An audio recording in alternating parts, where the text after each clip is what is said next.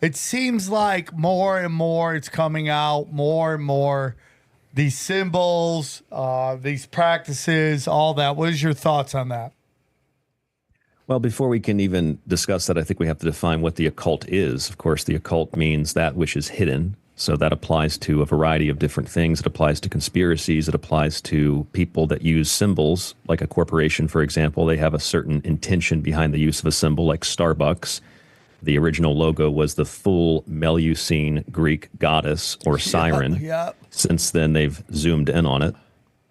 And so they've created a kind of a different definition of what that symbol represents as opposed to what it might have represented in the old world. But then when you go further, more into your question, I think symbolism has also become something that has been used by intelligence communities to create dis and misinformation, to lead people astray and away from things that are very realistic. I think a lot of that came out with the quote-unquote 17th letter of the alphabet. And I think that the occult has become trivialized today in a way that maybe it never has been in the past. So that's my initial thought to your question. It's almost like as it spreads farther and farther, it gets farther and farther away from its core, that maybe it starts to get manipulated in a weird way. Maybe not. It's my whole theory on why, the New World Order, whatever you want to call them, they always have their plans, but enacting their plans seems like really hard when you start to trickle down to, let's say, Appleton, Wisconsin, right? Like, how are you going to get Appleton, Wisconsin to follow the rules of Klaus Schwab or something like that? Yeah. So it seems as we get farther and farther away. It just seems like even with Trump now, and everyone has their opinion on Trump, do you see the Instagram post that Trump's son did, Donald Trump Jr., I think it is? And it's his father looking in the mirror, and his father's head is a goat head. Why would he do that? And it says the goat. Oh, okay, I see. Did you find it? I'm looking, but no, I see why he would do that now. That makes sense. Why? Well, because he's the greatest of all time. People do it all the time. The goat is Messi's logo. Yeah, but it is crazy, though, to me, because that has... Most people don't think of that ever. Like the goat, meaning like occult. My parents, if you told them the goat meant the devil, they would be like, what? Right. But we're not talking your parents. Your parents. Yeah, but do you think Trump is into like goat heads? That's pretty in there. Look at that. Come on, Johnny. You don't think that's weird? I mean, how long you been on the show? Oh, it's AI. I mean, This is a common symbol that comes up time and time again in the music industry, of course. It has different meanings, and I think it's intended to have different meanings because no matter what you think of it, it gets people talking about it. Whether you think it means the devil or you think it means the greatest of all time, people talk about it. Like with Super Bowl conspiracies. I've done a Super Bowl conspiracy show every year for about 14 years in a row before it was even popular.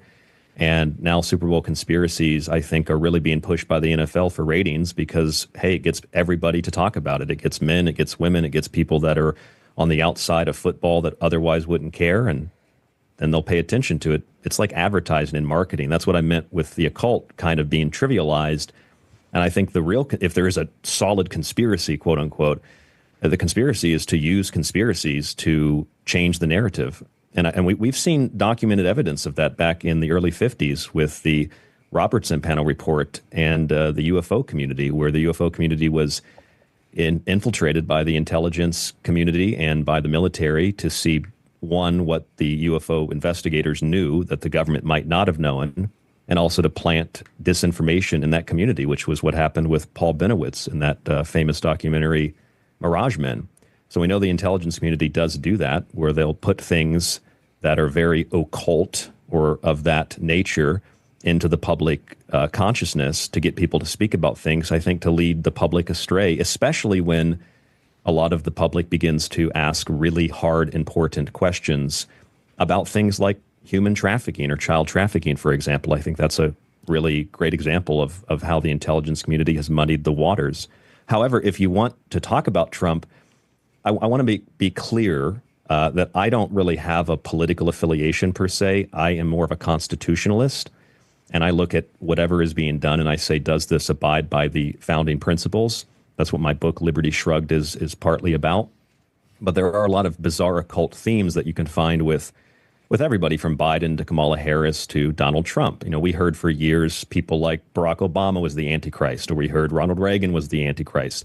Well, if you look at Donald Trump, it's really bizarre because there's actually in the Church of Satan, the highest degree that you can rise to in the Church of Satan, the 5th degree, is called MAGA, M-A-G-A. Yeah. And if you guys have heard that? Yes, yes, that's so crazy. By the way, Ryan, I'm going to give you an award for greatest voice we've ever heard on the show.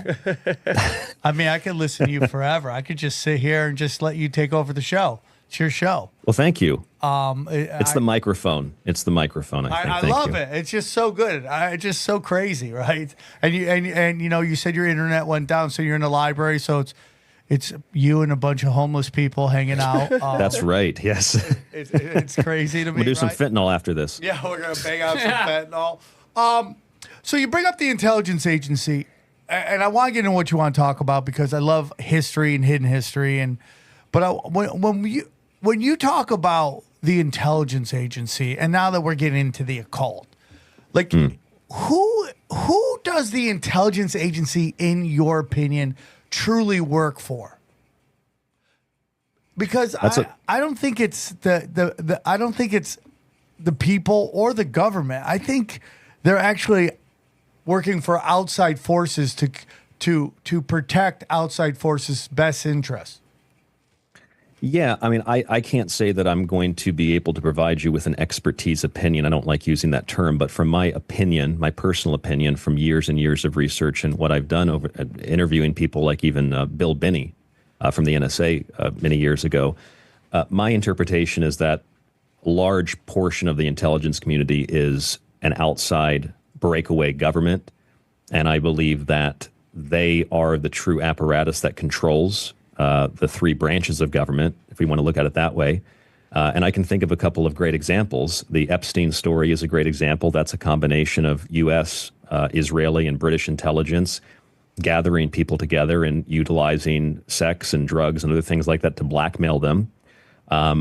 We see the intelligence community doing that via Israel and AIPAC. We learned that from Cynthia McKinney, that they basically blackmail and control Congress through sex, through drugs, but primarily through donations. And then we saw Madison Cawthorn, who's out of Congress now. He said the first thing that was asked of him was to come to one of the Democrat-Republican sex drug parties, and that's how they blackmail people to get them to vote for certain bills. And I think that's really the rogue government. Personally, I don't like using the term deep state because I think it's also been trivialized, but whatever that might actually be, I think that's really the intelligence community.